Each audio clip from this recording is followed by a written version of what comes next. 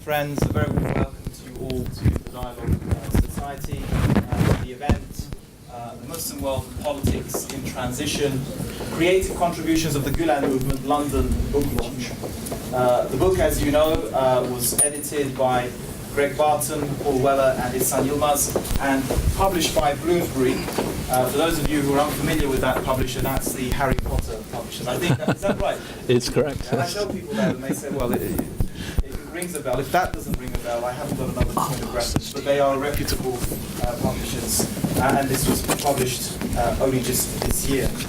I'd like to begin by thanking our panelists, Paul Weller of Derby University and editor of the book, Ihsan Yilmaz of Fatih University and editor of the book, but also contributors to the book. I think they have at least a few chapters in there that they've co-authored.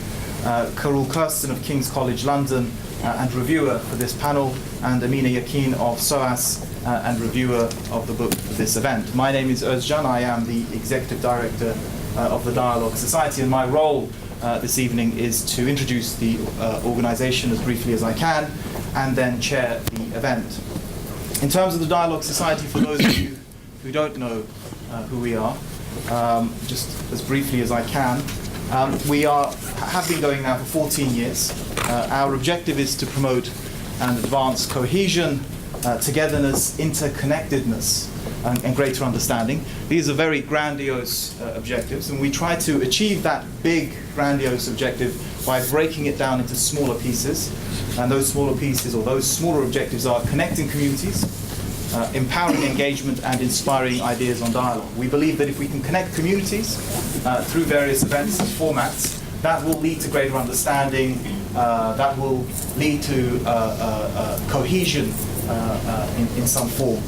So we try to connect communities. Empowering engagement, dialogue takes a degree of maturity, of confidence, of self-belief, of being open, which is very difficult. Sometimes we've got a lot to say, and sometimes we have so much to convey that we're not open to the inspiration, to the thoughts and feelings of people, so we're closed to dialogue. So empowering engagement is all about trying to help people to get to a stage where they can engage in dialogue. And thirdly, inspiring ideas on dialogue. We believe if we can inspire ideas on dialogue and somehow put it into practice, either through pilot, through example, or suggest it to other organizations, that will also lead to social cohesion and interconnectedness. So those are the three smaller objectives through which we achieve, or seek to achieve, the more bigger and challenging. We have 3 platforms or subsidiary bodies within the Dialogue Society through which we work. The Institute for Dialogue Studies, through which we deliver the MA in Dialogue Studies, through which we publish the Journal of Dialogue Studies. We have research fellows on research projects, academic workshops and academic publications. All of the academic work is done through the Institute. We have the Centre for Community Engagement, through which we do our community-based projects, such as connecting community circles, connecting families, Noah's Pudding, outreach and community publications. And finally, the Centre for Policy Outreach, the least developed centres out of the 3 which we're working on, which organises the specialist roundtable discussions, straight talk events, policy recommendations, and policy outreach. And I think we have 11 branches and counting across the UK. So that's all I want to say about the Dialogue Study. If you are thinking now, or have been for a while, how you can support this wonderfully great yet equally humble organisation, you can do so in a number of means. You can donate. So those who are sitting there and wondering what to do with their fingers and thumbs, you can donate by text messages, DSDS22. You text that to 770, 70070, and you can donate 1, 2, 3, 4, or 10, or 10, or £10. Now that's me subliminally messaging you to donate larger amounts if you can. Or you can donate to our Send a Book campaign. We have various books, one of which is Dialogue in Islam book, which is a dialogue in Islam, the theological grounds for dialogue in Islam. It costs us about £3 to donate this book and to send it. And we're now looking to send, if we can, 10,000 of these to the 10,000 Muslim prisoners in our prisons in the UK. So if you were to donate £3, that goes towards sending a book. Or for those of you who are getting ready for Christmas and New Year and you're shopping on Amazon and various other online places, you can use shoptofundraise.co.uk, through which you go to whatever online outlet you're using. You choose the dialogue study, and it doesn't cost you a penny. In fact, it's cheaper to do it that way for you, I'm told. And a portion of whatever you buy comes through, not a portion of what you buy, but a portion of what you pay to buy comes through to the Dialogue Society. Finally, you can follow us on Twitter and retweet the things that we tweet, and hopefully that will increase the publicity and thereby our reach. So that's all I want to say. Finally, some house rules. If the fire alarm does go off, we have 2 fire exits, one to the far end of the corridor and one at the beginning where you came through the lift. We do have a steel gate. If it's locked, don't bother trying to open it. You're not going to be able to. Just make your prayers and that's it. But it should be open. I'm hoping it is, otherwise we get in trouble. People get hurt, obviously. Photography, we do have photography. It's because we need to show what it is that we're doing here. People do get suspicious of things that they can't attend for their own reasons, and there's nothing to show what's happening behind closed doors. So we just say, look, we're here, we're talking, we have an honest conversation. There's nothing really dodgy happening. So photography will happen, but if you feel uncomfortable, do feel free to just bow your head and then go and get in your face. The book, okay. The book itself, for which you were here, came out of a conference, the London conference that was organised here by the Dialogue Society, one of the organisers, Birmingham University, London Middle East Institute, SOAS, and various other universities were involved in that. This was organised in 2007. It was called Muslim World in Transition, Contributions of the Gülen Movement. There was a second conference in Rotterdam. I'm not sure how many papers were taken from there. Perhaps there were some papers from there. So the book is the outcome of 2 conferences, one in London and one in Rotterdam, organised in 2007. The books are for sale outside, £18 Amazon. I feel like I'm a salesman already. It's £10 only out there, so it's a discounted price. If you want to buy one and get the editors and even the reviewers to sign one, please feel free to do so. There is a second book that came out before that. This is the European Muslim Civility and Public Life Perspectives on and from the Gülen Movement, and this was published by Continuum, equally reputable publishers, and this book is also outside. The format, we will have our 2 editors and co-authors speaking first, Paul Weller and then Ihsan Yilmaz. We will then have our reviewers speaking, in turn Karul and Amina, for about 10 minutes each, and then I will ask our editors to respond to the comments. And we're looking for that kind of critical engagement. We will then turn to yourselves and hopefully have 45 minutes where you can ask questions, probe the authors, or make comments disguised as questions. And then we hope to end at around 8-ish, and then have 8:45, and then we'll have some time for refreshments. I won't be reading out the biography of the authors. I'm assuming you've read them, you know who they are since you're here, but they're welcome to refer to any work that they're doing if they feel it is of relevance. And I will start by asking Paul, do you want to speak from where you're seated, or do you want to come here? I can speak from where I'm seated, okay, if that's... So we'll turn to Paul. Okay. Thank you very much. Okay, thank you very much. As always, it's a big pleasure to be here. It's a special pleasure to be here tonight in an editor capacity, because sometimes when I'm here in an editor capacity, as with the previous volume, I'm on my own. But this time I have a co-editor to share the responsibility of the book with me, which is very good, because on occasion questions come up which I can't respond to, and it's good to have at least one of the co-editors. The other colleague is a little further away, down under in Australia, and so wasn't able to join us this evening. But it's good to be here and good to have this chance to give a little insight maybe into the overall structure of the book, which is what I'm going to try to do at the beginning, and some of the key themes that it's trying to address. And I'll then pass to Ihsan, who will also fill out some of that, but also maybe bring up to date some aspects of the book, in particular the middle section of the book, as I'll explain in a few minutes. And there'll be a reason for that, because one of the problems about books, of course, you've heard there was an origin of this in a conference in 2007. Well, that's a long time ago now. Of course, the papers that are in here are not as they were delivered then. There are some that had an origin there, but many of them have been completely reworked, and there have been some that weren't part of that conference also.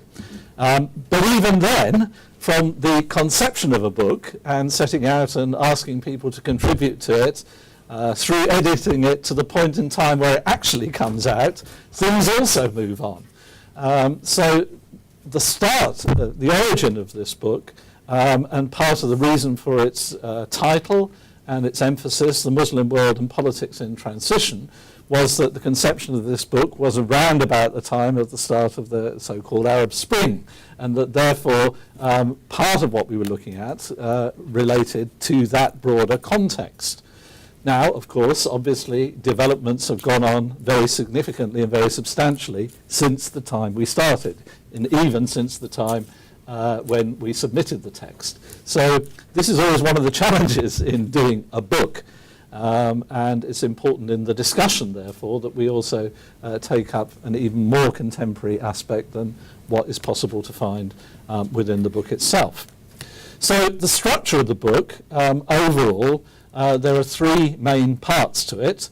The first part explores the kind of role and positioning taken by what for many people is known as the Gülen movement, or what by people who are engaged in the inspiration from Fethullah Gülen would describe as Hizmet or service movement.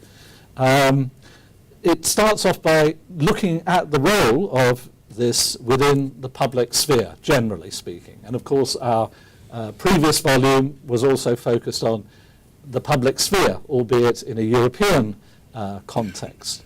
This particular volume focuses more on politics, both with a bigger and a small p, but part of that is the wider civil society context in which politics takes place. And therefore, part one of the book, for example, deals with themes such as religious philanthropy and its relationship with civil religion. And in that chapter, which is actually by our co-editor, Greg Barton, he attempts to try and understand aspects of the Gülen movement's activities in philanthropy, also by means of some comparison and contrast with other religiously inspired philanthropic movements at different times and in different places in the world. So not only to understand it in its own terms, which of course one has to do and do seriously, not only to understand it in relationship to other Muslim-inspired initiatives, which one also needs to try to do, but also to set it within wider developments, wider historical dynamics of religiously inspired or founded service initiatives. So that's some exploration of the role of non-violence within the civic sphere and non-aggressive action, comparison of some aspects of the teaching and approach of Fethullah Gülen to that of Mahatma Gandhi, for example. And then a chapter that explores, in particular, a very significant development in the context of Turkish society, which was the foundation and the role and the activities today of the so-called Abant platform, which has provided a basis for very different groups and very different perspectives within Turkish society to come together at a very early period, almost perhaps the only place where that was possible and where that was happening in a strongly divided society in terms of ideological and religious perspectives, and the role of that and how that has evolved and developed over the years is explored in that chapter. And that's the closing chapter of the first part of the book, and of course then leads into the second main part of the book, which does have a focus on Turkey itself as the historical locus for Hizmet, and therefore very important to try and understand that historical locus. Although this movement is now a global movement with presence and activities all around the world, its historical origins, its context has shaped its emergence and still, in many ways, its evolution. And so what is looked at in this second part of the book, in particular, is the emergence of the movement also within the political contexts of Turkey. So Ihsan's own chapter in this section on beyond post-Islamism, the transformation of Turkish Islamism to non-Islamism. Now, he'll say something about these different terminologies in what he has to say, and also, of course, will bring what's written here up to date in terms of current developments within Turkey. Because, of course, part of the reason for having a strong section on Turkey is not only to do with the historical origins of the movement, but is also to do with the fact that during at least part of the Muslim world in terms of politics in transition, there was a lot of talk about the so-called Turkish model, or the possibility that things might be learned from Turkish political transformations, also for transformations in other parts of what is there without the unproblematic, without the scare quotes, but the Muslim world. And of course we know that terminology itself is a contestable and a contested one. What that actually means, does that mean the world in which the majority of Muslims are present in particular countries?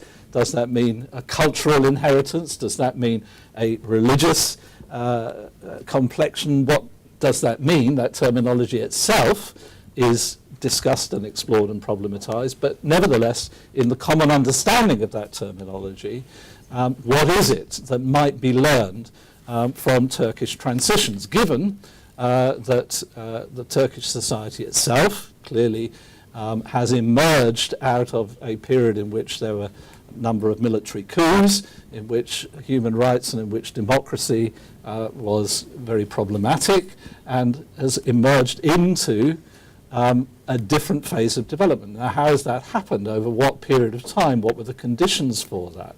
And how have the parties which emerged within that transformed themselves in that changing context? And what are the lessons to be learned from that?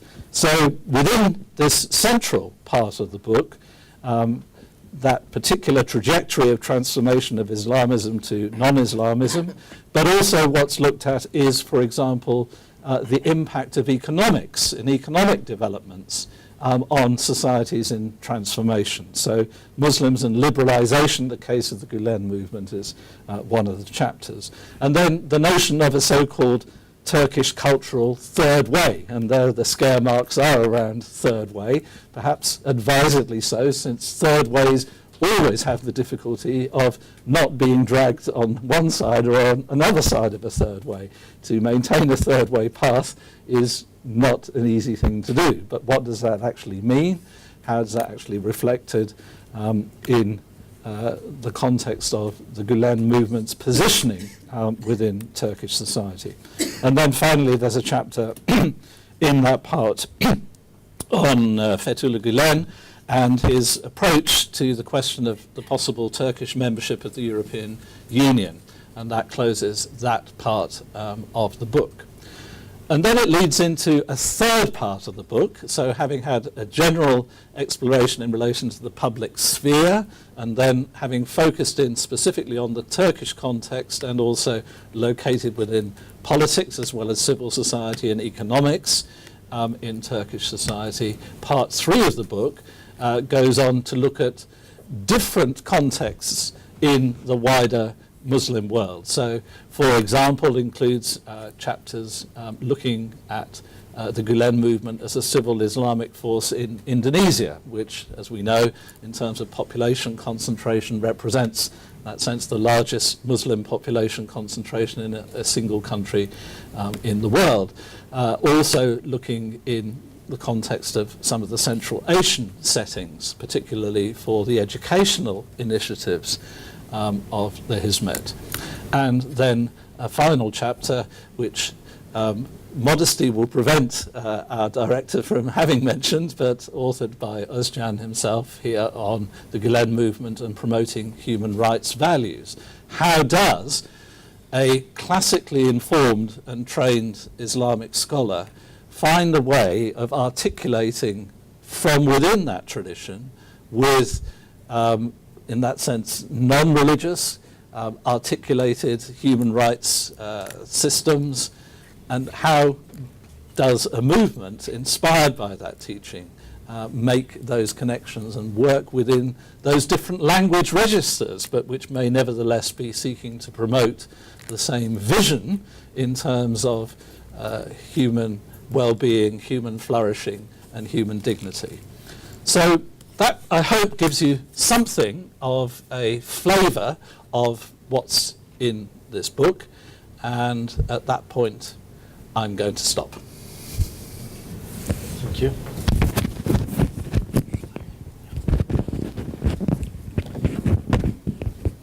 Thank you, everyone. I will be talking about the content in more detail, focusing on my own chapter in the book and also referring to the current hot debates taking place in Turkey, especially the debate or even psychological war campaign between the current AKP government and the Hizmet movement.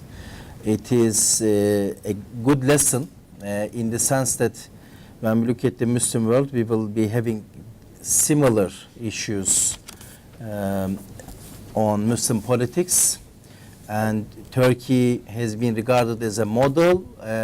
I don't think that it's a model, but then at the same time it is an important place to get lessons, to learn lessons from the Turkish context in two senses.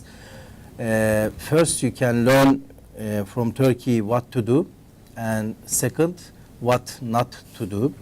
When we look at the Islamist experience in Turkey, we have both, so what to do and what not to do.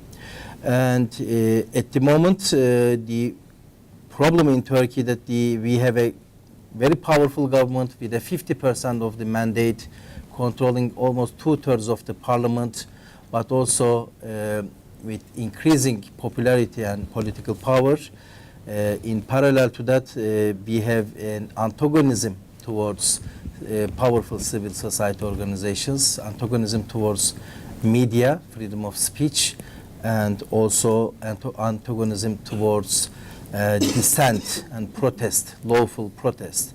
And the case in point was Gezi Park protest. I'm sure all of you are aware of what happened there. So the civilian protests, peaceful protests, non-violent protests was harshly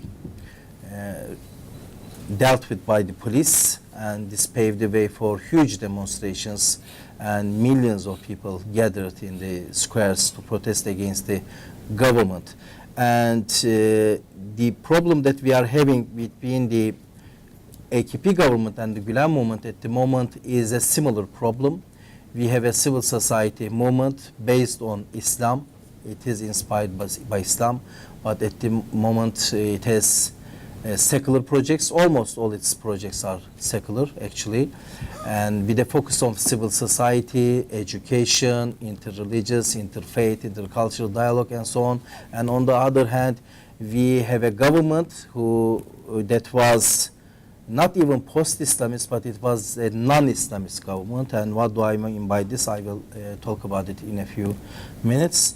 And this government, the party, is not an Islamist party, but there are different signs that some of the people in the party are reversing, and they are returning back to their Islamist originals. And because of having been in the power for the last 12 years, they also emulated certain characteristics of the Kemalist oligarchy, bureaucratic oligarchy, and Kemalist ideology. And now we have a sort of hybrid ideology, not of the party, but some people within the party, but they are very influential people. This includes the Prime Minister. And we have now an emergence of a new ideology, a mixture of Kemalism and Islamism, which I call Kemalo-Islamism.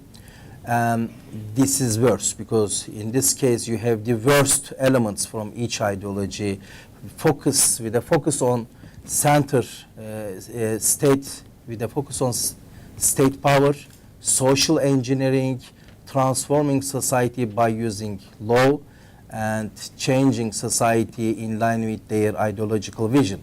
With the Kemalists, the main aim was to create the best citizen, which I call homo lastus, the best even human, because they considered non-secular people as inhuman, and they said that to be a human you need to be a secularist person. So this is homo lastus, and here last refers to laicist Atatürkist Sunni Turk, and this best citizen type excluded Kurds, Alevis, non-Muslims, leftists, liberals, but also practicing Muslims. So you need to be a Sunni Muslim Turk, but also with a secular, liberal, westernized lifestyle. And even today, when you look at the Turkish army, you would find that because of all sorts of dissimulation practices, only people who are from this homo lastus background can be military officers. They can be, of course, privates and get killed in the battlefields, but the military officers are only homo lastus people. It might be gradually changing, but with a very slow pace. And homo lastus people in Turkey, they only represent 20% of society. In Izmir and in coastal sides and so on, but only 20%.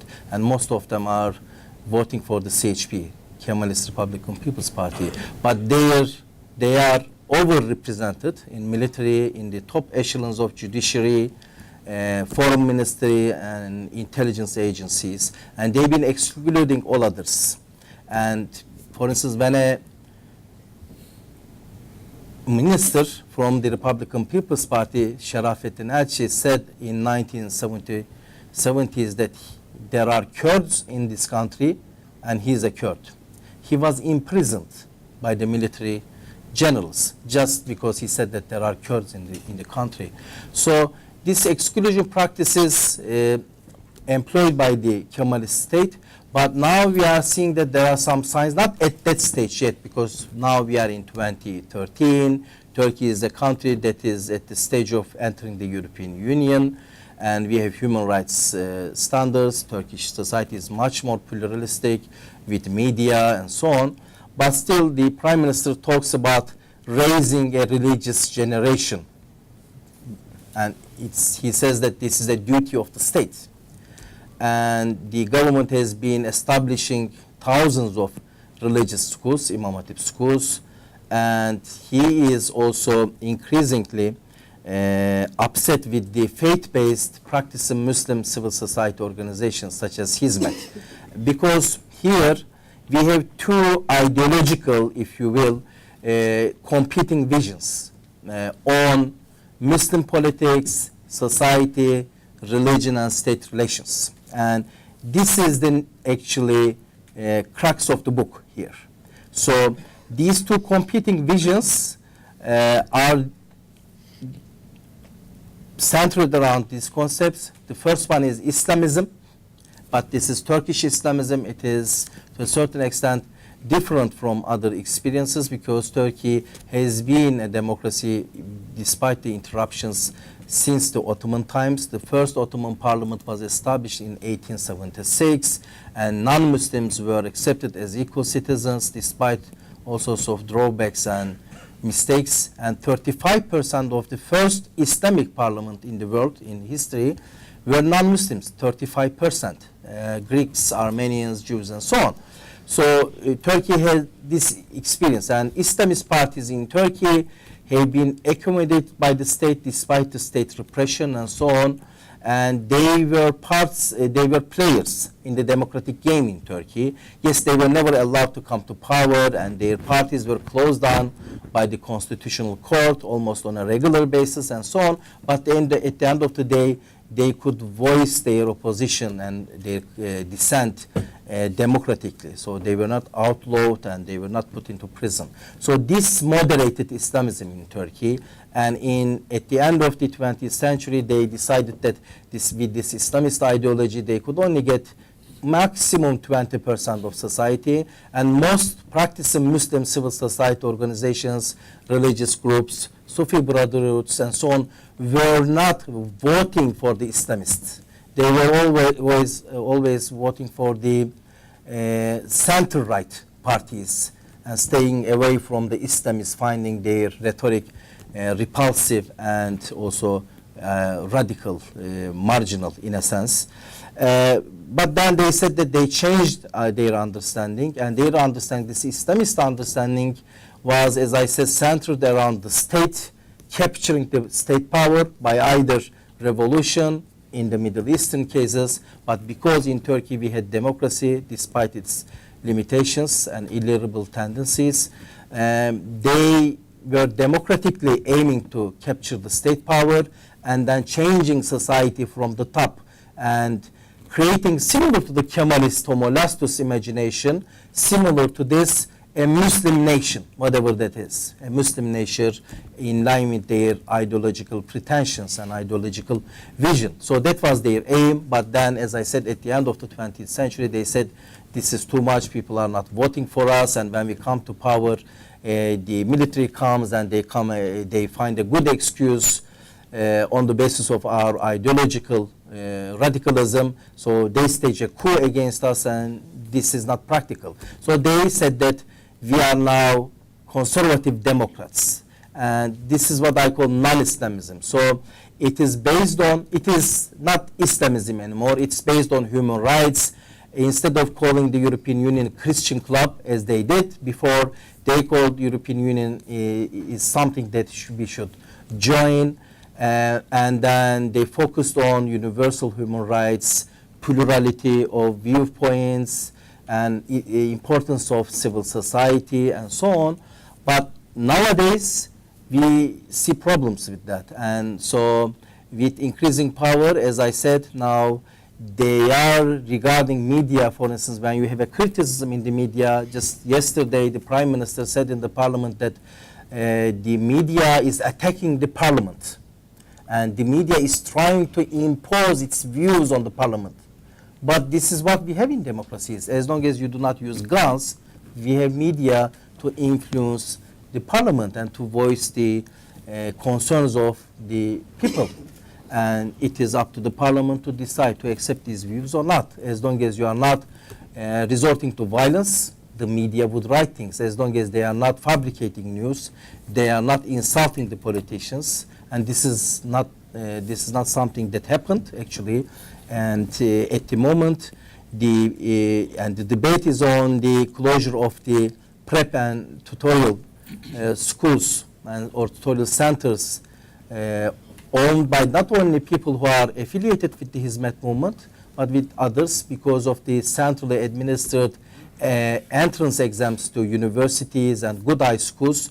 We have many prep schools, and millions of students attend these schools, and now the government says that it wants to close them down, makes them illegal, so that they would only go to the state schools instead of going to these private schools. These schools have been operating legally for 2-3 decades, paying their taxes and so on, but because the government sees that there is an alternative vision emerging from these schools, according to their official figures, 20% of these schools belong to businessmen who are affiliated with Hizmet movements. 80% are from all sorts of different backgrounds. But because in these schools, students get affiliated or acquainted with the Weltanschauung of the Hizmet movement, which is on focusing on civil society, which is the competing vision, a bottom-up approach, focusing on civil society, freedoms, freedom of conscience, freedom of religion,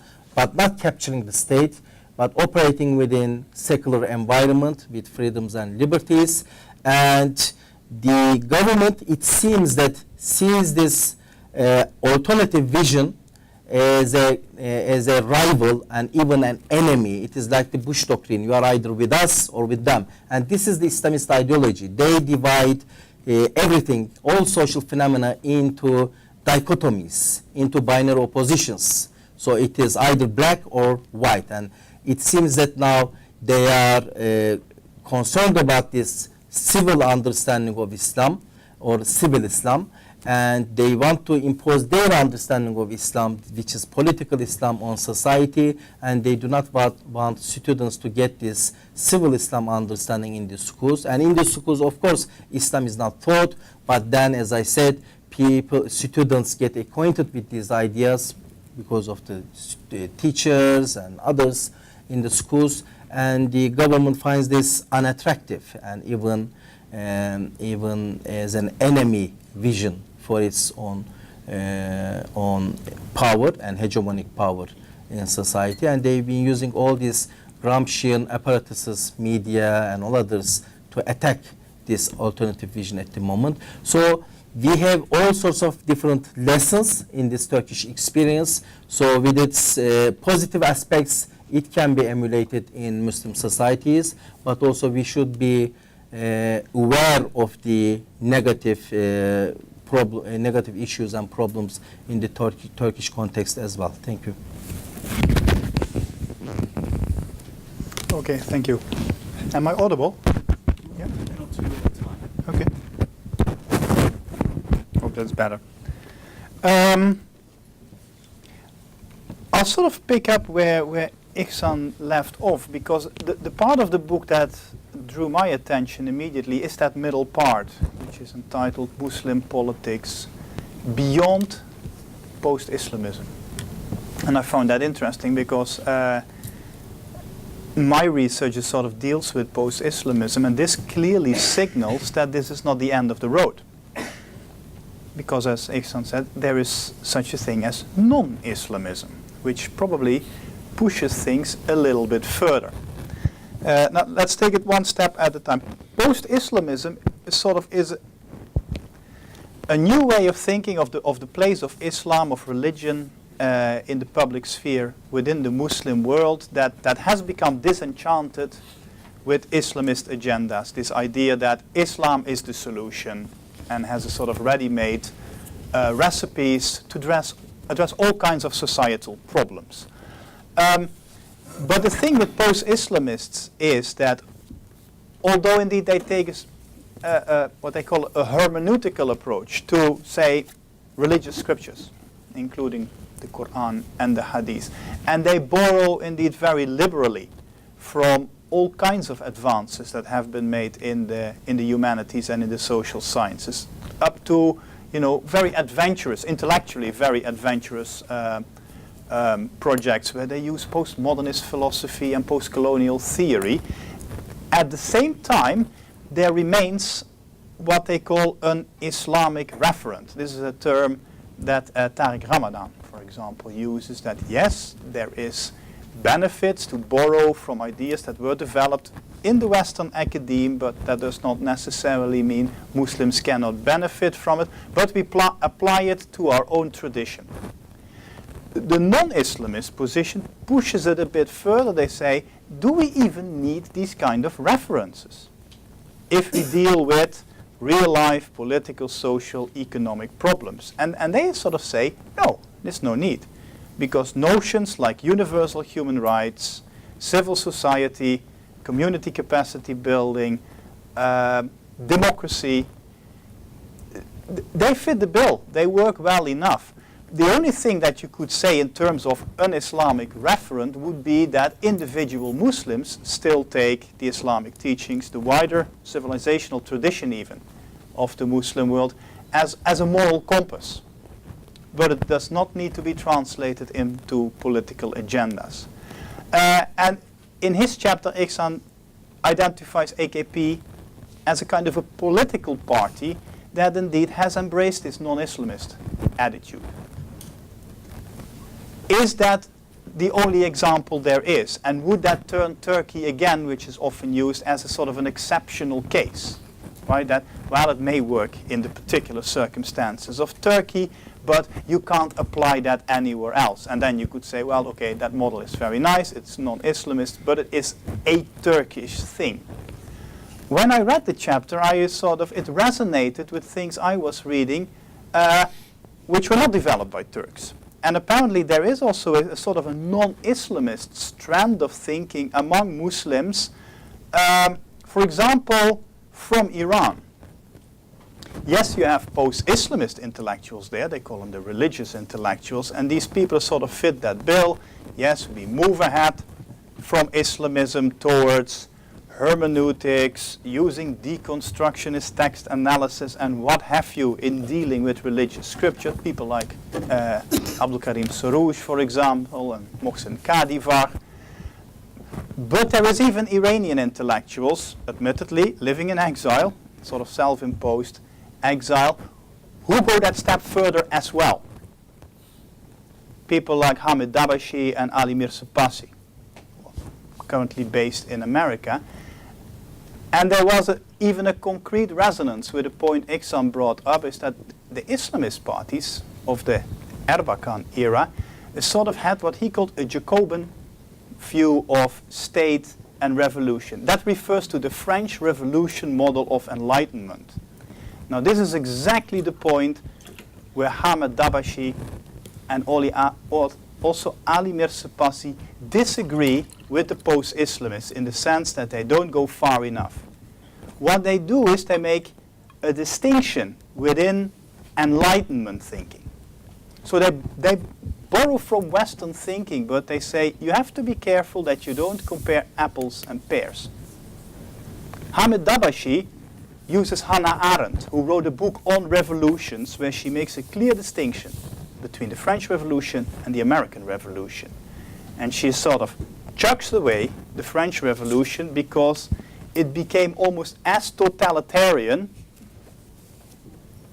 as religious exclusivists and even people who were sort of joined the counter-enlightenment thinking, people like Heidegger and the likes, which had very unsavory bedfellows eventually in the form of fascism. And she says the American revolution model is different. Ali Mirza Passi did a similar thing. He also looked at French Revolution and American Revolution and what he called French Enlightenment or Continental Enlightenment and the Anglo-Saxon model of enlightenment, which has a much more pragmatic outlook. And he goes, for example, also to pragmatic philosophers of a much later date like John Dewey, because these kinds of enlightenment thinking are less likely to fall victim to sort of totalitarian ideas of a state who will sort of present these revolutionary ideas, which in the French situation has led to the regime of Robespierre, this laïcisme, this very uncompromising form of secularism, while the American model, based on people like Shaftesbury and David Hume, did not go that far. So you see there that things that were happening in Turkey are also happening among Muslims elsewhere. So I think you could say there is indeed a wider non-Islamist trend taking shape. And post-Islamism is a sort of a halfway house.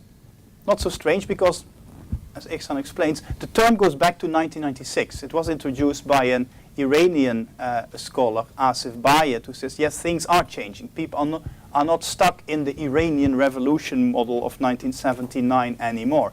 But we are, in the meantime, 15 years further. As also Paul pointed out, the book dates back to 2007, and since then, a lot has happened. In the Turkish case, you have had now a 13-year experiment with non-Islamism by AKP in the political arena. But in Iran, for example, you had the Green Movement in 2009. And the people who triggered the 2011 Arab Spring are also more likely to be qualified as non-Islamists than as post-Islamists. Yeah, so I think it is a trend that is indeed pushing through. It's not a pretty picture at the moment, and it's not an easy way forward. And Turkey, in that sense, has maybe had the good fortune of having been able to experiment with it in a democratic, organized political setting, whereas in other situations it became very messy and has turned into violence between people who even want to retain the Islamist agenda. But it does seem to be a trend that is taking a hold of a certain section of society, which even when people talk about post-Islamism, seem to be a crucial factor, and that is an educated middle class which is growing exponentially and will continue to grow exponentially within the Muslim world over the next generation. It's a simple matter of demographics. So this trend is probably here to stay, but it will not be something that will be implemented in an easy fashion. If you look at what in the Turkish case has been achieved, it's not only one political party winning elections. You see it definitely also in this third way, which looks much more at, say, what is happening in Turkish civil society with the role of the Hizmet movement. You see it in the pragmatic approach sketched by Paul in his chapter on how the Turks have approached the negotiations of joining the EU. You see it in the human rights chapter that is in the book. Yeah? So these trends are definitely there in Turkey, not only because of the presence of a particular political party. We find it elsewhere also in the Muslim world. And the third part of the book sketches examples of that. Where there is a difference probably is, and there maybe there is a sort of a unique feature to the Hizmet movement in the sense that it really has moved beyond Turkey or even the Turkic-speaking world. You find them in Africa, you find them in Indonesia. And although in these places you also have a sort of, call it, homegrown forms of non-Islamism, whether you look at Morocco, Iran, or Indonesia, you see also people who have maybe not been in touch even with the Hizmet movement experimenting with that, but they tend to remain very much grounded in the particular cultural and political settings of their own country. And there I think Turkey is exceptional in the sense that a movement that started in Turkey has expanded way beyond its place of origin and the place where maybe its cultural roots are. So in that sense, yeah, the book is a kind of visionary in that sense. It came out maybe this year, but it touched already on something that starts to unfold in a fuller form over the last 4 to 5 years, and it is not always an easy process, and we have seen a sort of failed experiments with non-Islamism for the time being, I hasten to add, in Iran and in a number of Arab countries. But the very fact that they sort of emerged there as well, not even directly connected to the Turkish experiment, I think it indicates that non-Islamism is not just yet another term invented by academics to leave their mark. I think I'll leave it at that. Thank you very much for asking me to be a respondent today, and I'm indeed honoured to speak briefly. And it's a pleasure to be amongst Dialogue Society colleagues once again.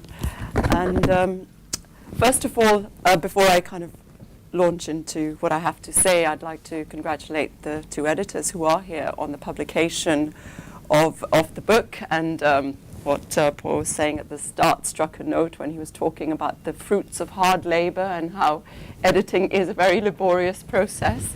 So I think well done on not just 1 but 2 publications out of conference. Now, I was just thinking and reflecting on what Carol was talking about with regards to a post-Islamist society, and it struck a chord with something that I was reading in relation to the Arab Spring that came out a year ago. And it was the term a post-normal society by Ziauddin Sardar, and he was talking about that in relation to the Arab Spring. So the talk about post-Islamism was also making me think about the idea of, a post-normal society. What does it actually mean, all these various kind of ideas of post, is it just to kind of differentiate it from an Enlightenment model, or is it a kind of mix? Anyway, I'll come back to that towards the end again. Coming from a literature background, my focus is going to be a little bit different than my colleagues, and what I want to do really is, while I was reading the book, and I don't know if Ehsan, you and Paul might have thought of poetry, but I was certainly reminded of some references to poetry. And I was thinking of Turkish poetry. And I suppose I was more kind of broadly, I was reminded of the tradition of Islamic poetry when I was reading the various articles.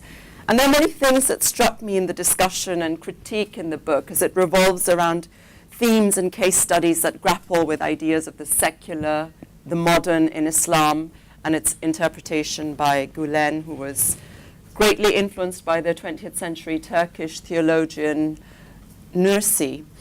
And here there's the gentle touch of a poetic Sufi influence also in the form of Maulana Jalaluddin Rumi, which is noted.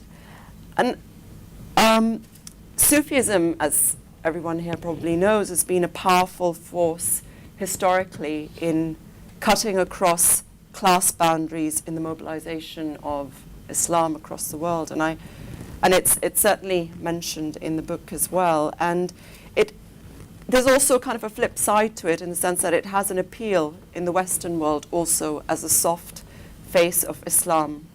Although, if you look at the history, the complicated history of Sufi movements, it's not as straightforward as that.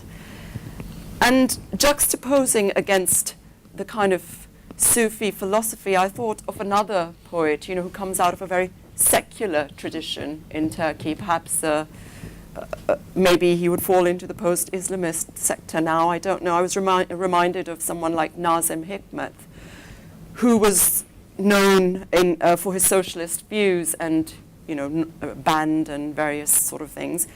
Now, he's obviously not an appropriate model for the Gülen movement, as he was guided less by faith and more by socialism, and there was, I think, quite a clear divide in his work. But what both Gülen and Hikmet, for me, the commonality that they bring together was the encapsulation of a cosmopolitanism that is historically associated with the Ottoman Empire. And perhaps in their different ways, they capture some of the complexities of that imperial cosmopolitanism in modernity. And just to speak briefly about cosmopolitanism, which in a classic sense, can be understood as a utopia consisting of the citizens of the world as first expressed by the Socratically inspired philosopher cynic Diogenes in the 4th century. And since then, there are discussions of kind of a high cosmopolitanism and a low cosmopolitanism, and whether there's a cosmopolitanization in society, in contemporary society, which is kind of a forced cosmopolitanism, not something that one chooses to be a citizen of the world, but one is projected in that situation of being part of that. And there are a few studies of Islamic cosmopolitanism which represent different models of thinking on the subject. And in one particular study by Roel Meyer, he talks about the Ottoman period as fostering an internationalist atmosphere with cosmopolitan attitude, notably in the cities of Alexandria, Istanbul, and Beirut. And then there are kind of various other examples that I could kind of talk about with regards to the 11th century Ghaznavid scientist and polymath Ahmed Rayan al-Biruni, just to kind of give you a sense of the longer Islamic trajectory that talks about the possibilities and limits of what we now think and talk about in terms of multiculturalism. And I think the kind of mixing of the groups of people that the book talks about is connected to that bigger picture. And that was what I sort of was quite struck by. And I think the book traces some of those patterns and complexities in interesting ways. For instance, the discussion on the secular in part 1 of the book mentions the kind of organic Sufi context of the Gülen movement. And in chapter 1, focusing on preaching by example and learning for life, we are told of the friction between and I'm quoting from the book, between the culture of cosmopolitan urbanites and the culture of the villages, towns, and small cities across Anatolia. So the movement with its figurehead is seen as a glue that has the potential to bind these differential groups together. And I think it's in highlighting these kind of differences, the chapter underlines what the Gülen movement has to offer in contrast to Turkish laicism and Islamist parties, so perhaps in contrast to some of the things that were just spoken about previously. So it's and I really wanted to kind of put that context in the sort of reference in my kind of reading of the book and how I thought through it. And it's interesting and what I think it also connects to is that kind of bigger discussion that doesn't really happen in the book, but is referenced quickly because, you know, the book has to do lots of different things. It's a reference to the millet in chapter 3 on organizing civil society, the title of the chapter, which mentions that the Gülen movement in Turkey is milli being national, having both religious and national connotations. And it reminded me of the parallel with the structure of the Ottoman Empire that was also composed of a kind of nationality-based structure. And a key consideration here was the recognition of non-Islamic laws on Islamic lands. And I think, Ihsan, you mentioned the sort of exact date that came into effect. So if there's time later, I was wondering if perhaps the editors would like to give us a further contextualization of how they conceptualize or they think of millet in the Gülen movement. There is also a fascinating intertext for me here with the Indian Muslim poet and the third section of the book that looks at the Gülen movement's interaction with the Muslim world. The poet-philosopher Muhammad Iqbal, whose timeline coincides with that of Nursi, who is the earlier influence on Gülen. And Iqbal shares the timeline, but he died earlier in 1938. He was well known for his philosophy of khudi, the self, and free will, you know, all of those kind of big topics that you address right at the start of the book when you're sort of describing the movement and its contexts. And I think here the context I'm sort of thinking of in the book is really that of globalization. And that I would say, for example, with somebody like Iqbal, that he was an Ummah poet who was drawn to the idea of a global Muslim community. So his magnum opus, the Javid Name, written in Persian, was concerned with the breakup of the Ottoman Empire and the formation of nation-states in the Middle East. And in the book, you know, which is kind of a long poem, during his cosmic journey, he encounters the pan-Islamist Sayyid Jamaluddin Afghani, who tells the narrator, "The Lord of the West, cunning and artful from head to toe, gave the knowledge of nationhood to the people of religion. He is thoughtful of the center, and you are in discord. Pass by Syria and Palestine and Iraq." Iqbal, too, was interested in the ideas of modernity and a global Islam. His work is marked by references to community, and he constantly navigated a changing Muslim community inclusive of the Arabs, the Ottomans, and the Indians.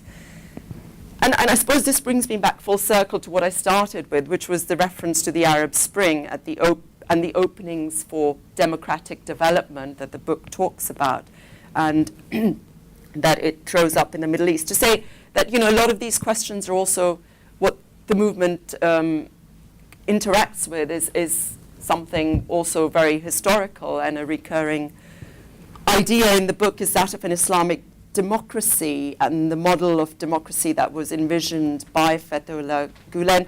And I suppose I was quite interested in that kind of, that you were saying in the book that there's not a clear-cut division between East and West. You know, that it is perhaps there's a meeting of the two, or there. I would be interested for you to maybe just tease that out a little bit. Do you, in that, you know, if you go back to the idea of the Enlightenment, is that just a purely Western model, you know, or do we, if we think about the Enlightenment, do we have to go back to the Renaissance as well? And if we go back to the Renaissance, do we think of I think of Spain as well. So I'm looking at Ozcan and thinking of my time, so forgetting some of my words. Okay, I've got 2 minutes. So, so I suppose those are kind of the broader historical questions for the movement, which is obviously grappling very much with what it has to do in the present, but also how it connects with those longer histories, would be fascinating. Because I think there is very much, and especially because you also spoke of the media and the representation of the media and the movement, it's interesting to think about perhaps the interconnections. And Turkey, because of its very special geography, has that in-between Mediterranean position. So is it the East, or is it the West, or is it sort of where the two come to meet, as I think, was it E.M. Forster who famously said that? And I don't have time, but I really wanted to talk about the chapter on Gandhi and the habitus, and the kind of non-violence model that you talk about, because I suppose that's one part of Gandhi's bigger philosophy, and maybe that'll come up in the Q&A with the audience. And I was just wondering, do you think the comparison could be extended to Nelson Mandela, or maybe you could also think of, because you had the chapter in the practice-based section 3 on schools in South Africa, so I was wondering if that was something to consider. Martin Luther King also as a possible kind of comparative context, and yeah, perhaps a more critical view of human rights. Does human rights come out of a often a kind of Enlightenment ideology? Is it inclusive of all kinds of citizenship, or is there a problematic model of the citizen within that perspective that we could perhaps think about and develop further? But I'd just like to end on that note and pass it on. Thank you very much.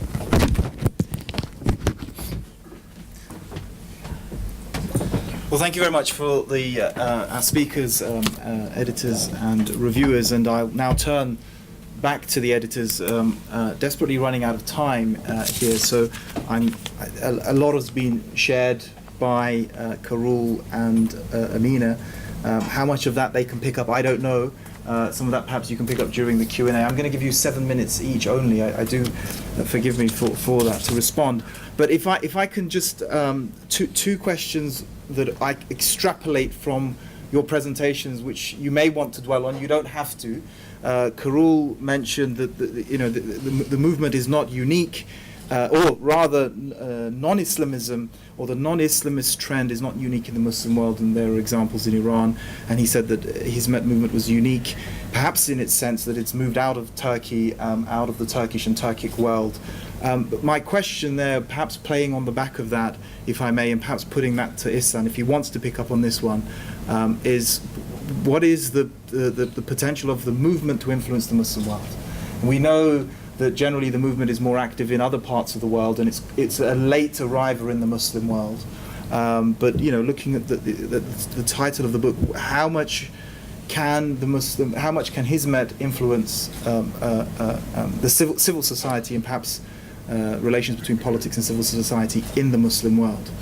And moving on to Amina's presentation, where lots of interesting food for thought. But if I may also from that ask a question at which Paul may want to or not address, and that is the movement's potential to influence Muslim societies in Europe. And I simply say that because of partly you've co-edited this other book that looks at Europe, and whether or not the movement has the influence to do that. But feel free to, and I know I feel sadistic by asking you to respond to so many of these points, and only giving you 7 minutes to do so. So whoever, Paul, do you want to start off, or Ihsan? Okay, I'll start, and I'll finish relatively rapidly so that others can then join in. Before I get to Ozcan's question, yes. A couple of brief observations. I think both coming out of the last response, I was quite fascinated with the idea, I guess, of the kind of poetic vision And sometimes I wonder that there is something in an approach to life that is informed by a poetic vision that can kind of go beyond some of the constraints of philosophical thought or political thought, etc., in terms of its envisioning of possibility, I guess. And I just wanted to kind of say I resonated a little bit with that. Of course, the challenge of that is how that then gets translated back into the concrete decisions that have to be made at all kinds of levels of life, from the structural through to personal decision making, and that, of course, is how that gap that can open up between poetic vision and structural change. But I think I'm glad that you've raised that. I just want to think about it a bit more, because certainly there is that of the poetic, I think, in the inspiration that comes from Fethullah Gülen, and some of that is rooted in that tradition to which you've already alluded. Picking up also on your comments about other potential comparisons, you picked up on the Gandhi chapter, and I'm glad you mentioned Martin Luther King Jr., because that thought came to my mind in the context of a person who had a vision for transformation that was religiously inspired. In fact, it comes out of my own Christian traditions, the Baptist tradition in Christianity. He was a Baptist preacher, and sought to bring about change, but had this interesting way of looking at society, because he one of his famous phrases was, it's kind of become apocryphalized, I think, in the way that it's often quoted, but in the context of the struggle against racism in the United States, and more broadly eventually, because his vision eventually became more universal than it began, I think, he talked about the importance, on the one hand, of law to restrain the heartless, but that law itself couldn't change hearts. And I think that interesting dynamic of a recognition of the importance of structures within society, of which law is an important one, but a recognition also of its limits, because the religious vision that he had recognises that there are limits to what it's possible to achieve humanly, and that maybe there are sources of inspiration that one has to draw on that go beyond that in terms of changing of hearts. So, interesting comparison. Now, what was Özcan's question for me in the last minute? We can throw that into the Q&A and see if we get time. We'll throw it into the Q&A. Somebody. Thank you. And equally, you can, as I said, respond to Carol's and Amina's comments, and/or if you want to say something about what I asked. If you wish. I remember what it was. Thank you. Let me start with cosmopolitanism. We have this idea in Gülen's thought, especially after he went to a voluntary exile to the United States, and the nationalism in his thinking is fading away, or he was never a nationalist. Being a Muslim, practicing Muslim, it is impossible from a theoretical point of view that you can be a nationalist having an Arab as a prophet, and then another person who is a Kurdish, is of Kurdish ancestry as your intellectual father. It's impossible to be a nationalist. But then you have this nationalist elements in thought, but as I said, it is fading away, and it is becoming a more cosmopolitan thinking and understanding of Islam. And if you look at the participants of the movement, you will not find only Muslims in the movement, but also non-Muslims as volunteers, donors, and working in the projects, and also from all sorts of ethnic identities or ethnic groups and so on. And this cosmopolitan understanding is also reflected in his ideas on constitution. And we can even call this cosmopolitan constitutionalism, which is a term that I am making up now. I need to refine it later. What is this cosmopolitan constitutionalism? Here you have a kind of another term that you mentioned, Islamic democracy. And what could be this sort of Islamic democracy? You refer to, for instance, Maqasid al-Sharia, which are the major 5 purposes of Islamic law: protection of life, protection of intellect, protection of family, protection of property, and protection of religion. And as you can see, all these resonate with Islamic human rights. But then another idea that you raised, these are all in critical engagement with universal, if they are universal, human rights. So from an Islamic perspective, you can have this, a critic of the human rights, but then also you have these overlaps. To a great extent, you have these overlaps between Maqasid al-Sharia and Islamic human rights. And based on this Maqasid al-Sharia understanding, Gülen proposes that there is no need for an Islamic state.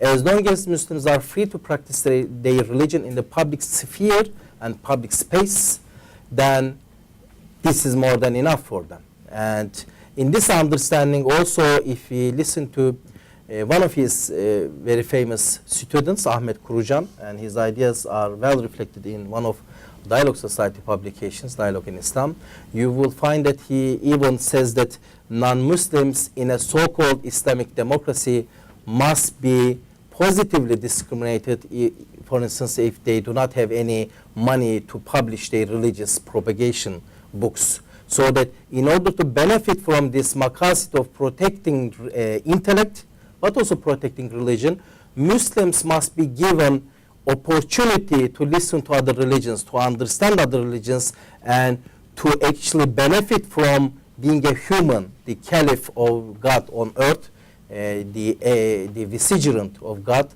And this is the characteristic of humans, because we have first intellect and then free choice. These are the 2 main qualities that make us not animals and not angels. So that's why we are humans. And in order to benefit from free choice and intellect effectively, Muslims must not only be given only Muslim religious perspective, but also other viewpoints, so that they will make a qualified, very good free choice.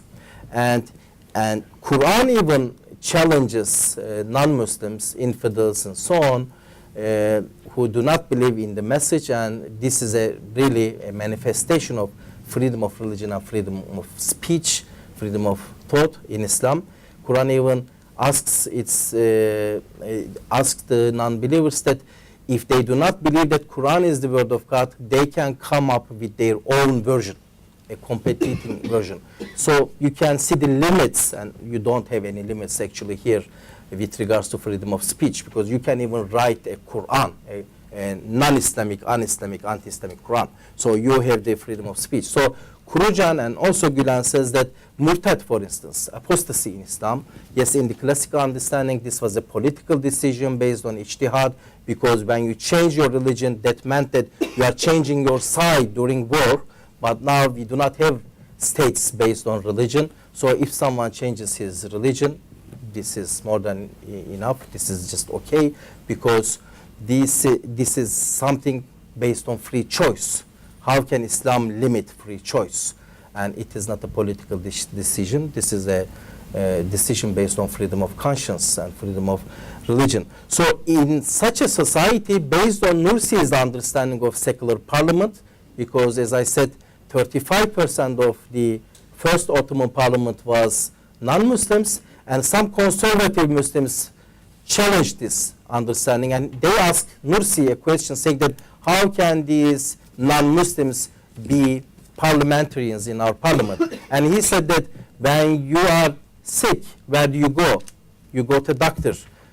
Are you concerned that if this doctor is a Muslim or a Christian, or are you just concerned about his merit, if he's a good expert? And they say, of course, we look at his expertise.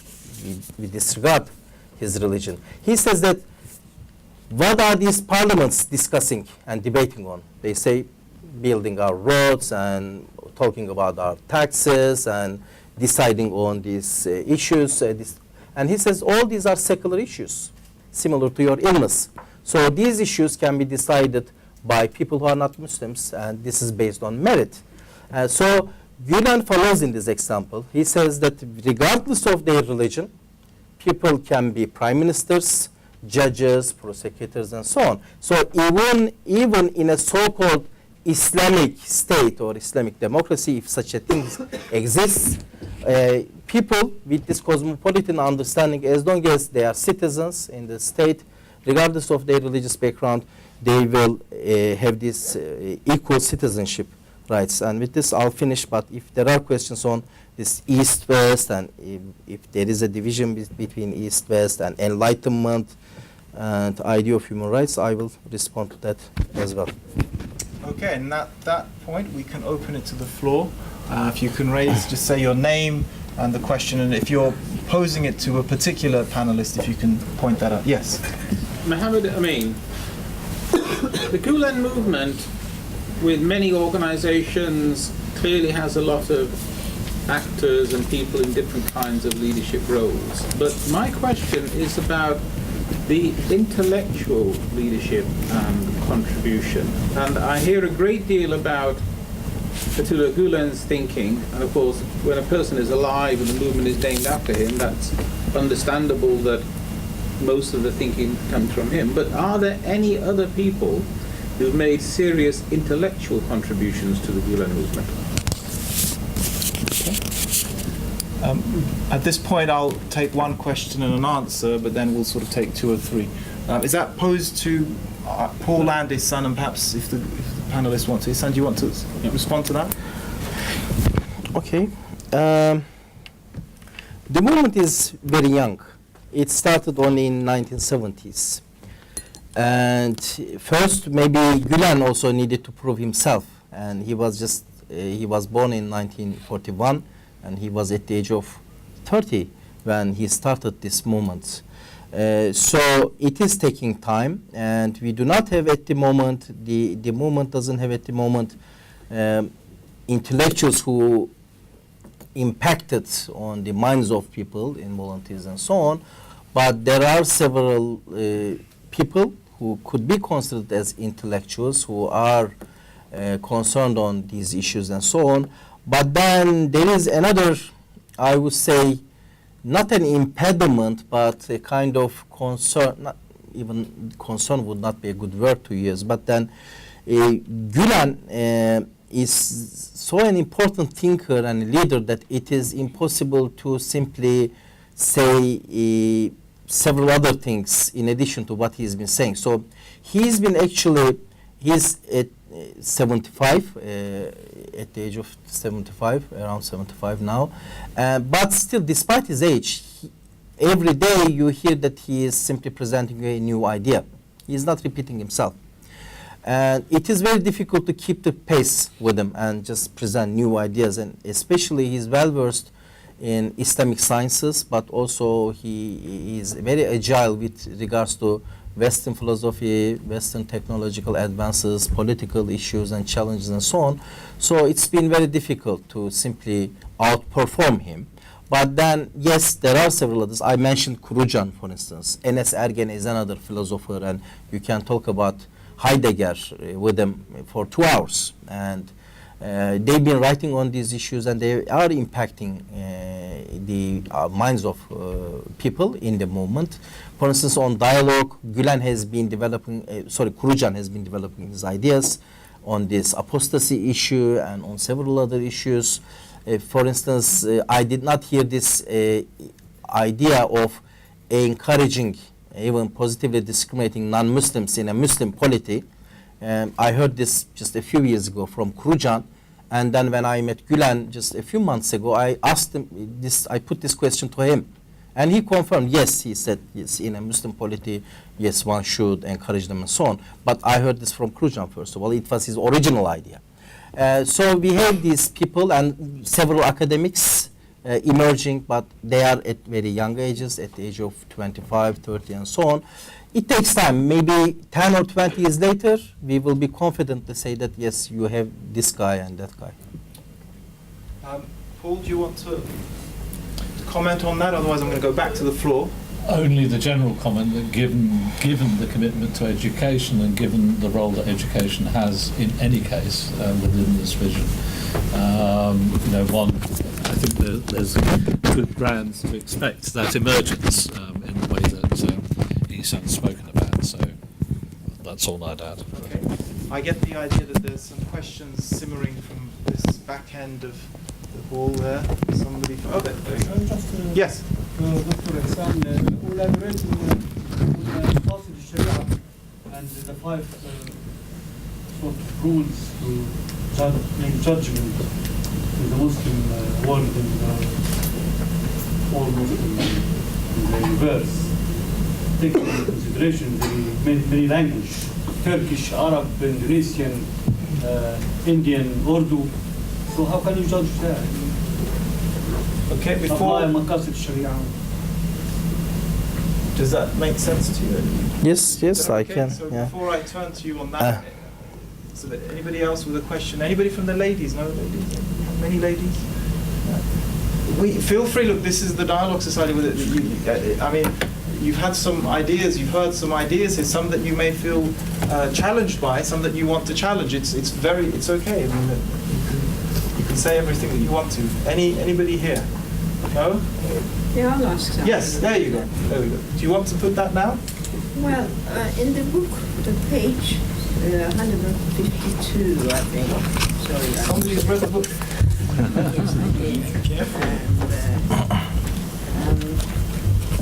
Yes, it says something about the Ottomans being unfair to Arabs in some places, and in the, let me see,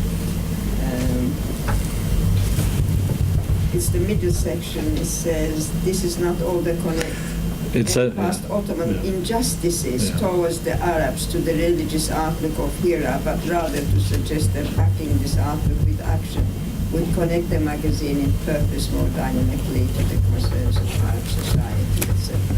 You know, there's another mention about it as well. I mean, what is this Ottoman injustice to the Arabs, please, if I may? Okay, so we've got 2 questions there. One on Maqasid Sharia. Okay, let me start with Maqasid. I'm not 100% sure if I understood the question correctly, but let me say something, and if I'm wrong, then I can get another question.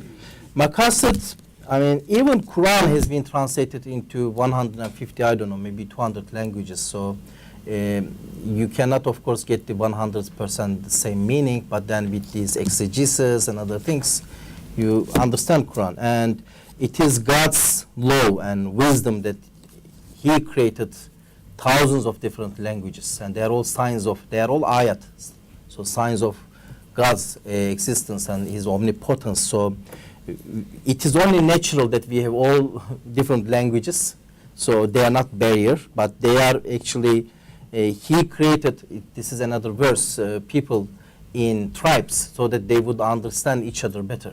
So they would have empathy and they will have dialogue. If everybody was the same, you couldn't have dialogue and you couldn't even speak to others. Like robots, you would just do your function and that would be it.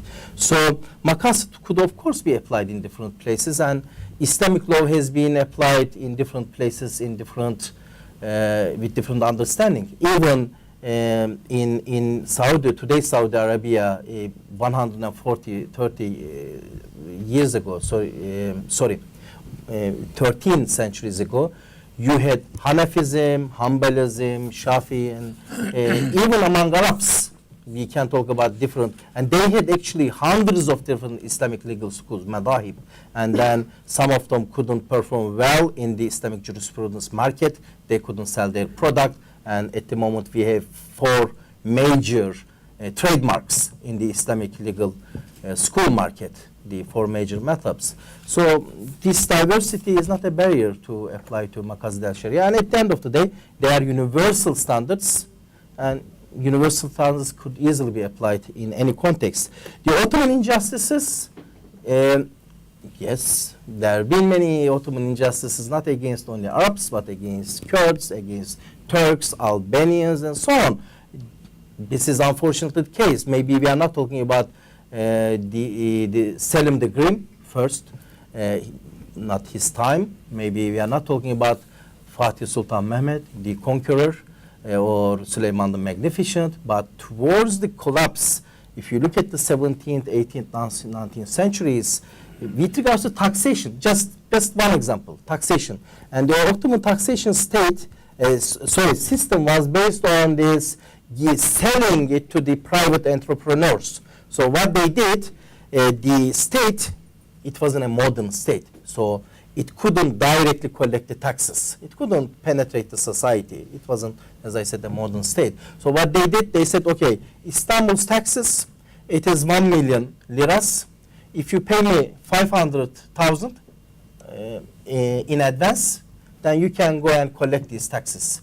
And these private entrepreneurs paid the state 1 million or 500, but then the economy was based on agriculture to a great extent. So you had this nature's intervention here, so it is not a factory that you would easily anticipate how much product you will get at the end of the year. So when the winter was harsh and so on, the farmers couldn't produce much, but this private entrepreneur, because he paid that much money, he would simply torture these people, get their cow and their the main instruments that they would use for farming. And if you go and speak to the Arabs, they have thousands of such stories. So he's talking from an Arab perspective. And when I first met Arabs outside of Turkey, when they were talking about the Ottomans in such a negative sense, I was shocked. And being a nationalist Turk and so on, I wasn't very happy. But when you read history books and so on, and the ones even written by Ottomans themselves, you find that unfortunately they mistreated, maybe not willfully, not purposefully, but at the end of the day, some injustices were created. Paul, do you want to come in at any point? Karul? Amina? I will try to bring you in with any question, any response. Okay, we'll turn back to members of the audience. Don't all put your hands at once. I get you've got one video. Yes. I've got actually two questions to Dr. Karul Kassim as well as to Dr. Amina Yakin. First to start with Dr. Karul. You mentioned during your speech that is Islam the answer to all problems in society? Also, you said there is democracy, universal human rights work well to fit the bill. As we know, Prophet Muhammad was one of the influential leaders. He was named as one of the influential leaders of the world, which he managed to develop to create the ideal society based on Islamic values. So, was there, in your view, any society that was based on democracy that was so ideal?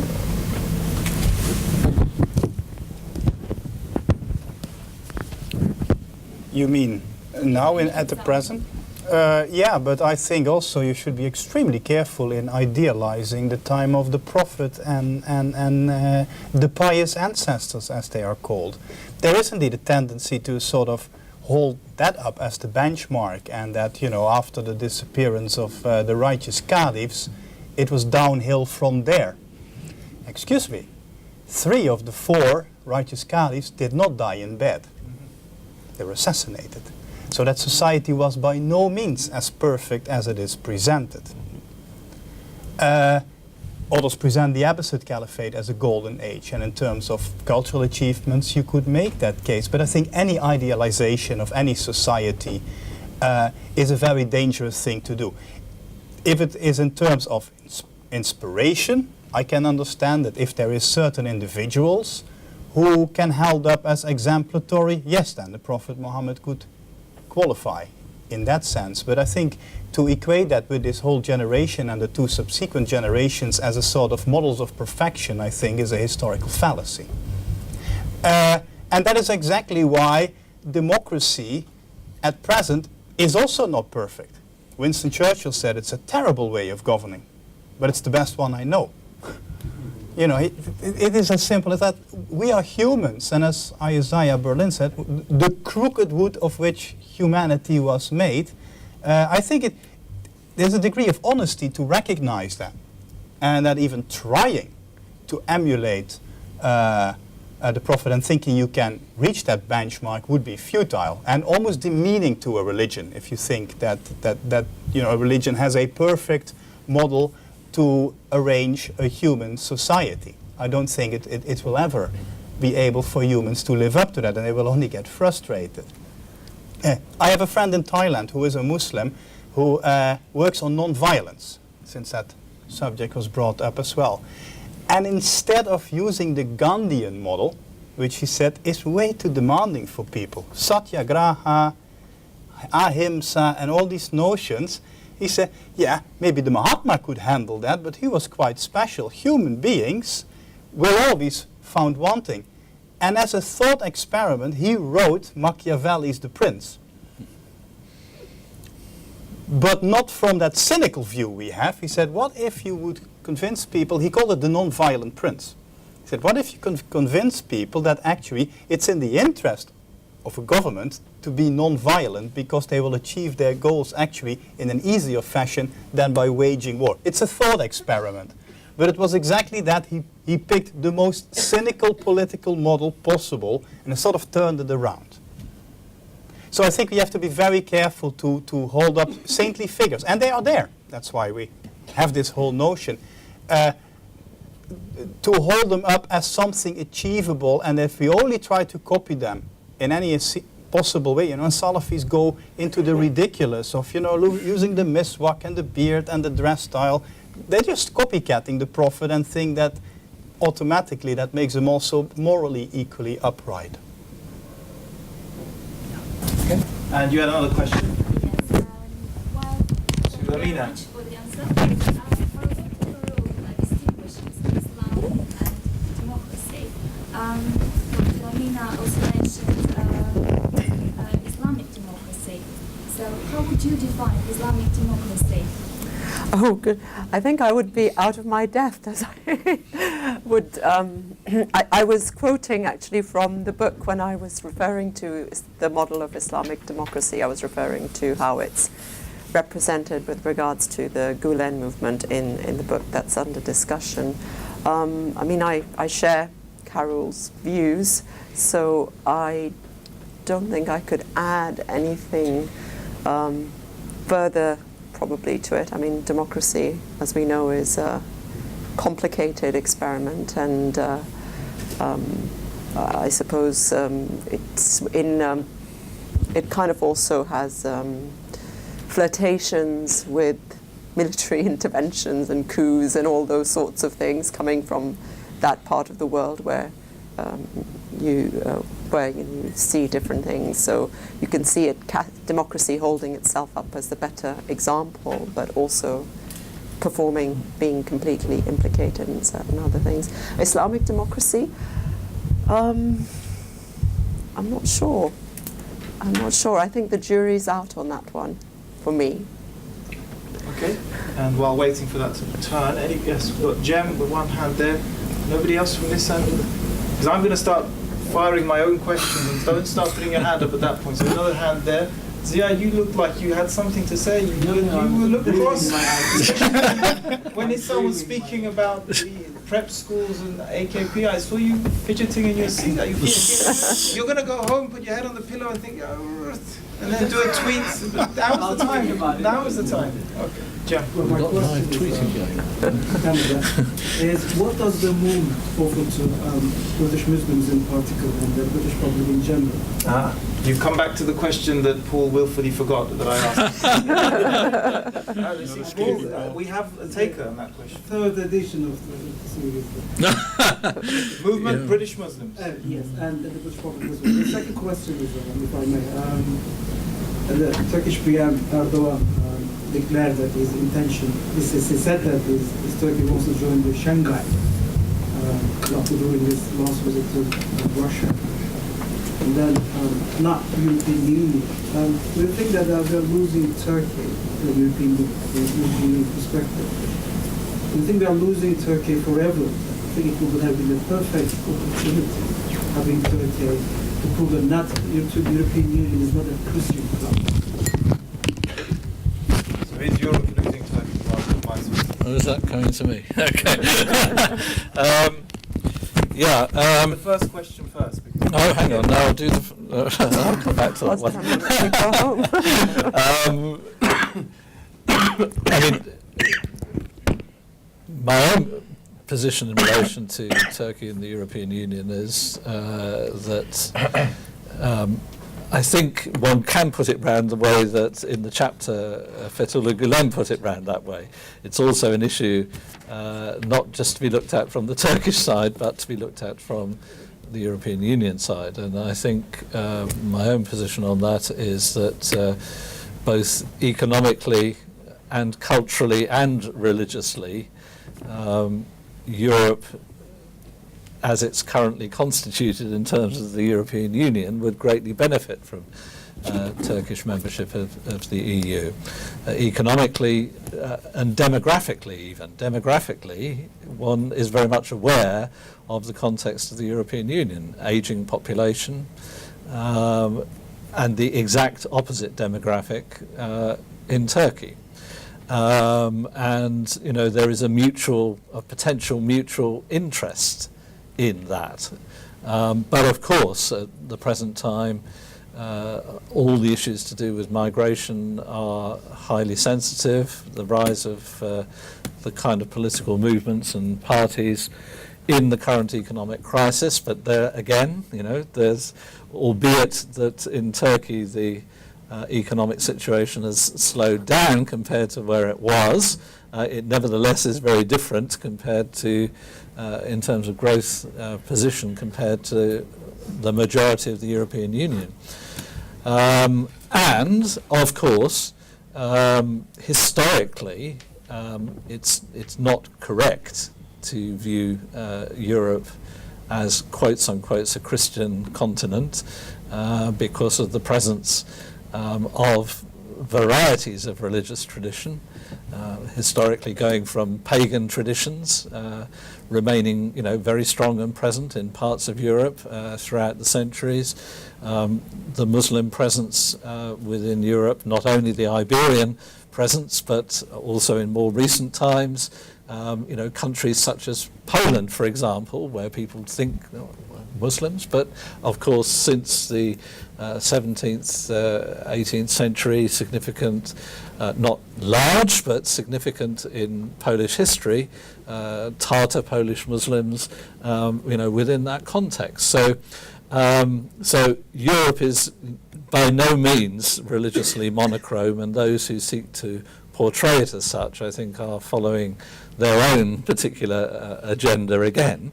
You know, insofar as one speaks of, quotes, the Muslim world, one speaks of, quotes, the Christian world, each are problematic to speak of in that way, just as within you know, the Arab world, the significant Christian presence historically and still today. You know, so the European Union, from my perspective, would benefit greatly. You know, what the present moves are and what that's a part of in terms of positioning Turkey, I'll leave my political science colleague to comment on if he wishes. In terms of the contributions of the movement to Muslims within Europe and specifically within the United Kingdom, well, I think that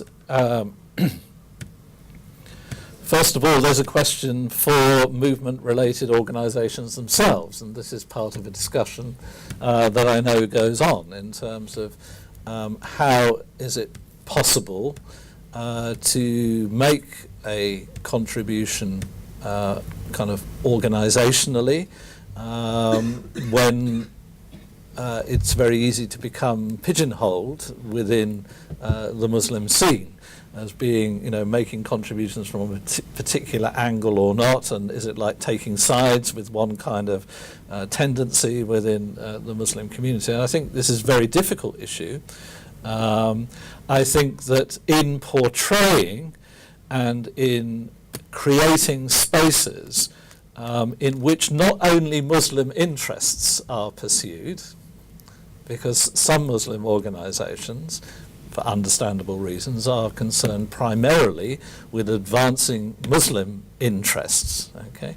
Because there is such a thing, and it is real, and it's part of my research in terms of discrimination and unfair treatment, and it does pertain not only to Muslims, but particularly to Muslims in this society.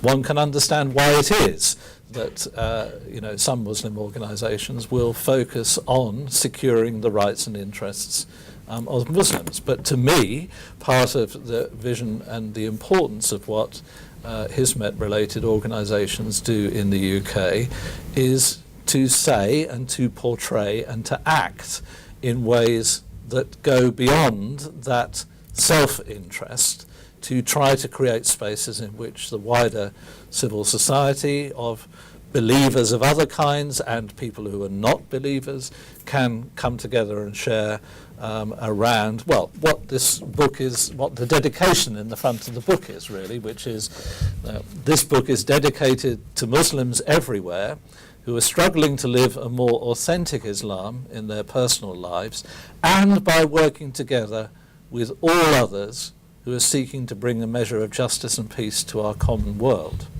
Now, I think Hizmet organisations have something of that vision, and that's what I think the contribution is, both to other Muslims in this society, but also to the wider society. Okay. So do you want to ask us some questions? Or did you say there were questions that you wanted to respond to? There are some questions that, one of them is your question, that what is the potential impact of the movement on the Muslim world? And then there is another one asked by Amina, East-West relationship, dialogue, and the movement stance on this. And then there is another question on Islamic democracy. What is Islamic democracy? Let me try to answer them. And they are actually, three of them are interrelated. Let me start with East-West. Actually, these are essentialized concepts, but do we actually have an essential East and essential West? I don't think so. These are all Weberian ideal types, but then there are several overlaps. For instance, look at philosophy, Western political thought. One starts it with the Plato, and Aristotle before him. But are they the ones who started philosophy actually? No, they are the ones who systemized it, who put it into writing and so on. But then they took some ideas from Egypt, from India, from other civilizations.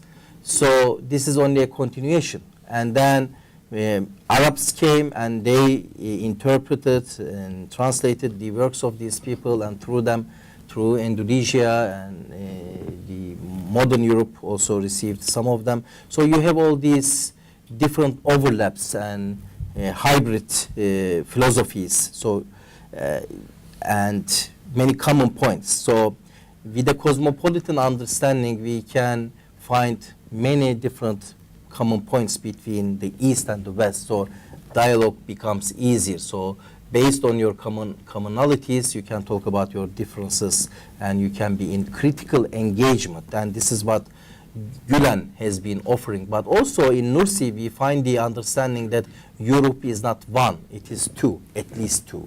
Good Europe, bad Europe. Bad Europe is colonizing one and enslaving others, exploiting other continents and so on. But then the good Europe, Nursi says that it developed philosophy, aesthetics, sciences, literature, music. How can you say that these are all inhuman, brutal, monsters and so on? It is impossible. It is against logic. So you can also emulate all these things. And when we look at the Muslim history, you find that they always kept taking these things from others, from the Indian civilization, from Byzantine Empire. So wherever they went, they simply applied their religious criteria, Islamic law to these issues, and as long as these things were not against Islamic law, not openly contradicting Islamic law, they said that these are Islamic. Very famous hadith of the Prophet, wisdom is the lost profit of Muslims. Wherever they find it, they simply take it.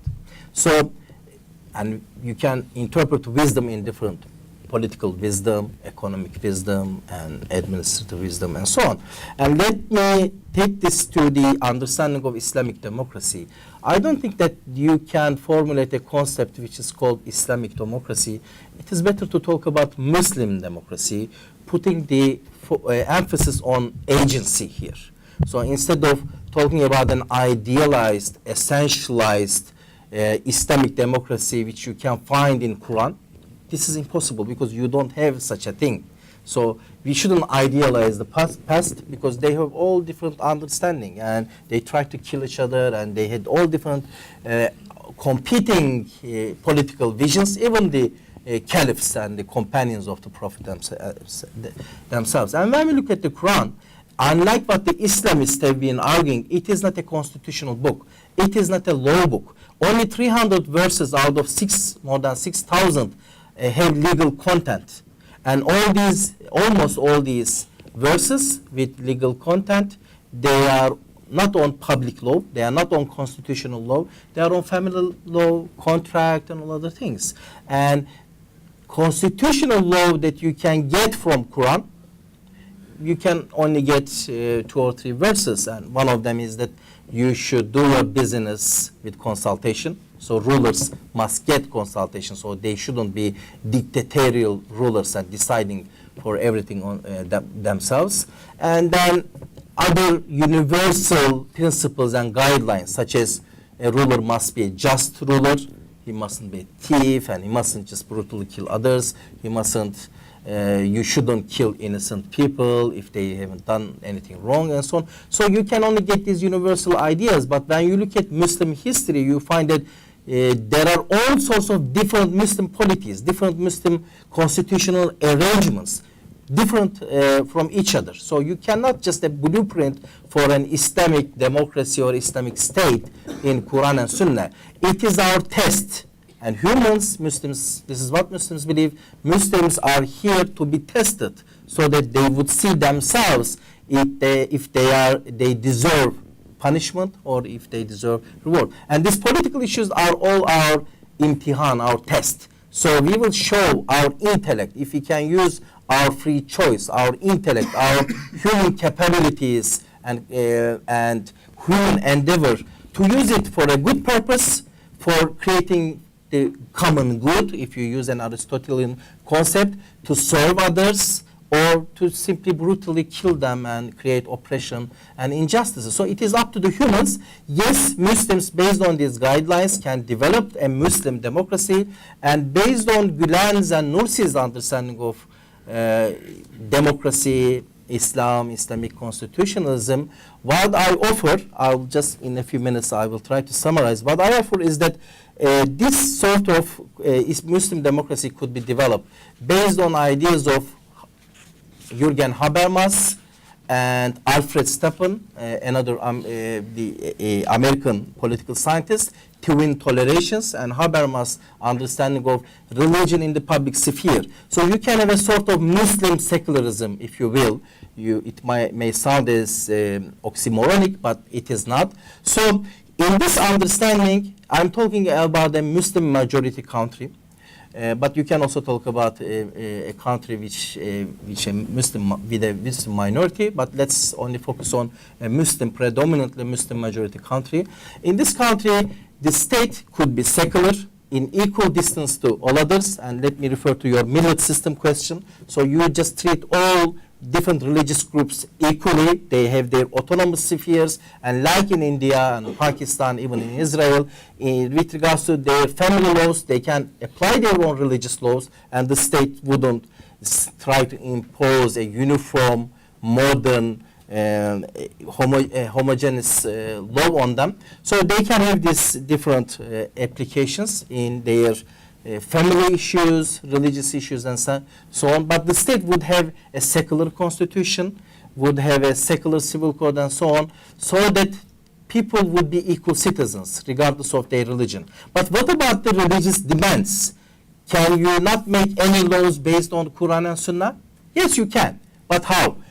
By referring to the understanding of Jürgen Habermas. So Habermas opposes the understanding of John Rawls, who says that religious groups must translate their religious demands into an accessible language, into a secular language, so that the other group would understand. But Habermas objects to this. He says that this is an additional epistemological burden on the shoulders of the religious groups, so that they will be free as equal citizens. They will be free to come up with their religious demands, but it is the duty of the parliament to translate these religious demands into a secular language.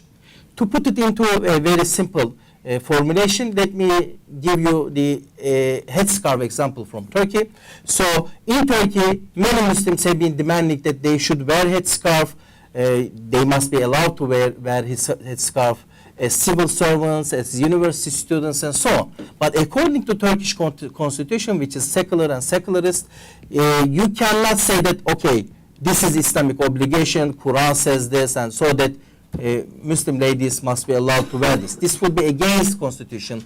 It would be unconstitutional. But what did the parliament do? They said, you can wear any dress you like when entering the university. This is a secular formulation, but this is very satisfactory for Muslims as well. So you have a religious demand in the public sphere, and parliament responding to this demand, but at the end of the day, it is a secular formulation. So Muslims, as long as they are not harming others, they can get these rights. So here in this country, for instance, which is a Muslim democracy, if you ask me, because if you are a Jew, and according to Shops Act 1950, if you close your shop on Saturday, the state cannot impose an additional ban on you that you should also close it on Sundays. So if you are a Jew, of course, nowadays, these are not practical. But in the past, everybody had to close their shops on Sundays. So if you were a Jew in 1960s, you could open your shop on Sundays. Or if you are a Sikh, then according to 1976 Motorcycle Crash Helmet Act, you are not required to wear a motorcycle crash helmet because you are wearing a huge turban. And you, according to Slaughterhouses Act, then Muslims and Jews can have their kosher and halal slaughterhouses. So the state can make all these exceptions, and as long as they are not harming others, this plurality, which is in tune with human nature, does not harm others. So you can have such kind of Muslim democracy, so that respecting Muslim demands and taking into account their religious demands, but formulating religious laws. Okay, thank you very much. And that pretty much brings us to the end. Unless Paul, Carol, Amina, you want to add to that, I'm happy to give you time for that. No, I know we had some other hands. Well, you're going to have to ask that in person. As ever, you know, with most topics and discussions we have, we just come to the end and realize that we're just about scratching the surface and need to go and delve into further discussions. I note that my question of, and perhaps I was looking for a more practical answer, maybe that's why. Can the movement, is the movement influencing, does it have the capacity to influence? Give me 3 more minutes. What's happening in the Muslim world and societies and communities within the Muslim world, civil society, especially because the movement practices Anatolian Muslimhood or Muslimness, which at some level is at odds, at variance with the kind of Arab practice of Islam, Arab Muslimness, especially because Turks are now viewed, although this has changed in the last 10 years, as sort of secular Turkish Muslims, whereas the Arabs would be, as they have the language of the Quran, perhaps consider themselves more qualified to interpret religion and society. Will a Turkish Muslim movement, or a movement that has by and large Turkish speaking participants, does it have the capacity to change that, influence that? What are the challenges there? And perhaps another question that comes out of this is, how much is the movement Turkish? You said that it's changing, it's less nationalist now, and I know that other critics have raised this question as whether or not, yes, the movement is international, transnational, but can it change to the degree that it is less Turkish and therefore it has more non-Turkish, non-Muslims that you alluded to, Ihsan, and perhaps with other non-Turkish Muslims taking part in the movement, perhaps that will help facilitate its influence in the Muslim. But these were some questions that will continue to be out there, and as with every event, you always have additional questions to ask. I'd like to thank the panelists. I'd like to thank Ihsan Yilmaz, travelling all the way from Turkey, Paul Weller, travelling all the way from Derby, and Several times. Amina from central London, 2 stops away, 3 stops away. But of course, it's always a pleasure to have you here, to be among friends. I'd like to thank everyone that's taken the time to attend. Please don't forget to buy your books on the way out, to have them signed for the purpose of having them signed, and looking at other literature that we have. And thank you for coming. Please join me in welcoming and thanking our guests.